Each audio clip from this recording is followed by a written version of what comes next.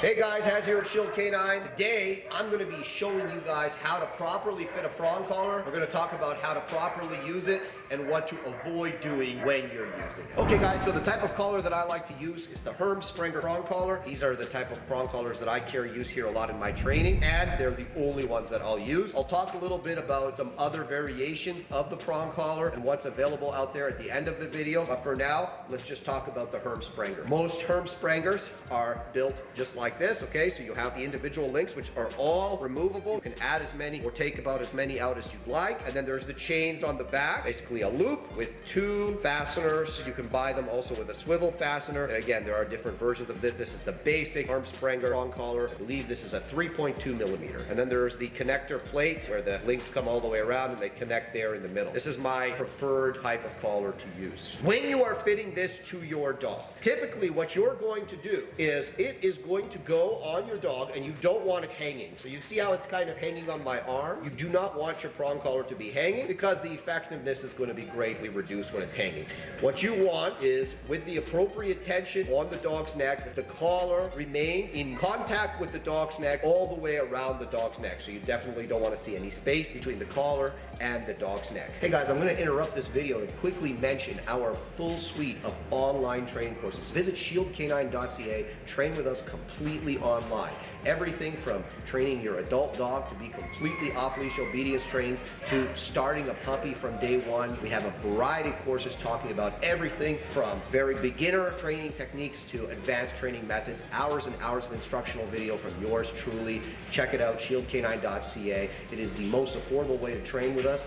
And you also get access to our members only online training group where you get to interact with all the Shield Canine trainers and all the course alumni. So when I'm putting this on the dog, I want to be ideally placing the collar right below his ears, all right? And when I put it together, this is where a lot of people run into problems. They struggle here with putting it on properly. So they'll do something like that, or they'll do, especially with a dog like Jax who's a little bit wiggly, they'll do something like this. So I want you to see, right, how poorly placed that is.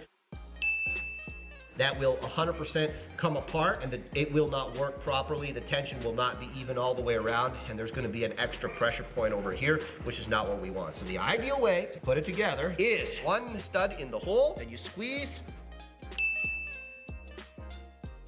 and it comes together just like that. When you want to take it off, I put a finger below, I push on the prong here and squeeze slightly, and it comes right out. So again, putting one of the studs in the holes there, push with my thumb, and it comes in very easily. And you can see that it's in contact with the dog's neck all the way around. Now when I put it on, I ruck it around. So the chains are on the back of the dog's neck, and you see that these chains are not twisted. You want the chains to be able to travel freely through both the holes on either side of the prong collar. So again, if I want to use the prong collar on the dead ring, that means there will be no tightening of the prong collar beyond this. Then I will put my leash on both rings, okay? If I want to use the prong collar on the live ring, which is the loop that's always on top, then I will simply place my leash on the top ring. So now you can see that the prong collar safely is able to tighten. You do not want to put your leash on the bottom ring because look what would happen. Again, I'm going to now restrict the ability of the collar to open and close. Now you see it's tightened, but it's not loosening because of the twist that we've created there. So when you are able to do this, now you can see it tightens and it opens properly, which is what we want. We want that flex in the collar. And I find that you only get this when you use chains and a properly fitted Sprenger prong collar, okay? Now I have my collar hooked up properly and I'm able to begin training with it. Now the big mistake a lot of people make with the prong collar is they treat it like it's a gentle leader. The idea with a gentle leader is every time the dog pulls, his face gets yanked to the side. It's quite uncomfortable for the dog, and he stops pulling. I know, they use the word gentle leader, so it sounds nice and cozy and cuddly, but really it operates on exactly the same principle as the prong collar, except has a lot less magnitude. So, when you're using the prong collar, you have to understand it is a pressure and release device, okay? So the big mistake people make is they're so used to using either a face collar on the dog or just a flat collar or martingale, and the dog is always making tension on the collar. So they're used to having constant tension between themselves and the dog.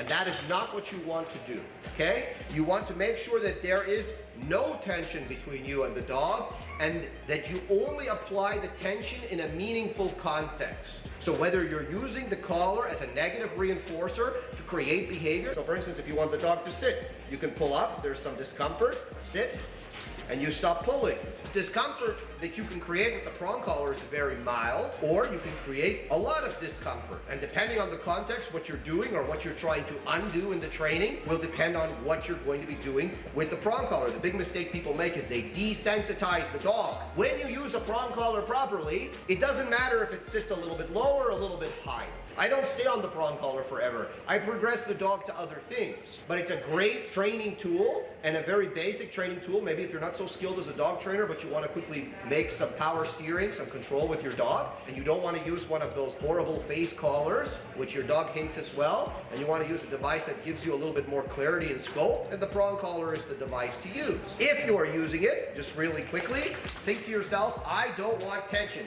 If I'm making tension, it's deliberate. So if I'm walking, and I'm doing this with my dog, I'm doing something wrong. You should be able to walk your dog on a very loose leash, and when you move with your dog, he is like a feather on the end of the leash, whatever it is that you are doing. The other thing as well, if your leash goes like this around his neck, now look, the use of my collar has been inhibited. So always make sure that the leash is sitting up on the back of his neck and the chains of the collar are up around the back of the dog's neck.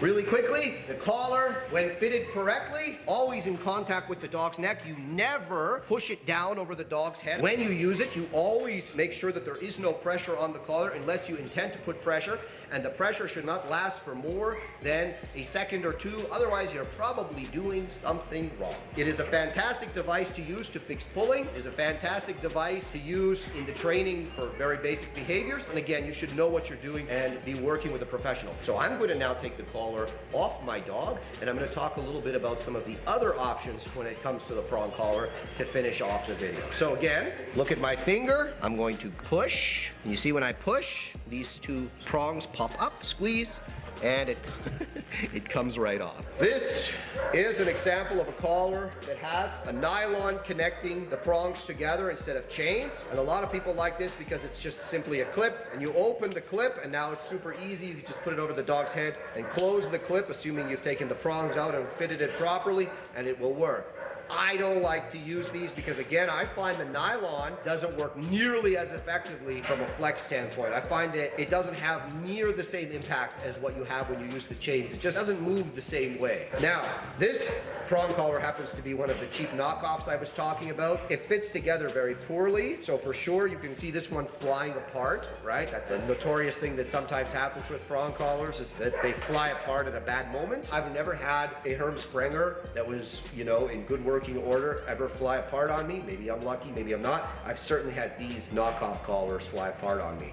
And the other thing too is the ends of the prongs are very rough, so these will cause abrasions to the dog's neck. It's not going to puncture the dog, but it's definitely going to be more irritating for the dog, constantly scraping on his or her neck, than the nice blunted and very nicely finished ends of the Herm Sprenger collar. So I really like the prong collar because for me it's a great intermediate step in the training. I can utilize it to make, like I said in the beginning, negative reinforcement and positive punishment as necessary depending on what I'm working on. And of course, if you're a dog trainer, you're generally doing a whole bunch of things in one session. Now, one little trick in the beginning, before you put on the prong collar, especially if maybe you're new to this and you're not going to be maybe so good on your timing with the pressure and the release, give your dog a little food when you put this on him, right? Let him associate this going on him with some food, or maybe his favorite toy or something like that, and build a positive association. Now, a lot of dogs, especially ones that like to go outside and like to work with the handler, when you bring any collar, prong collar, e-collar, flat collar, they get super excited because they know the collar means they're going to go do something with you,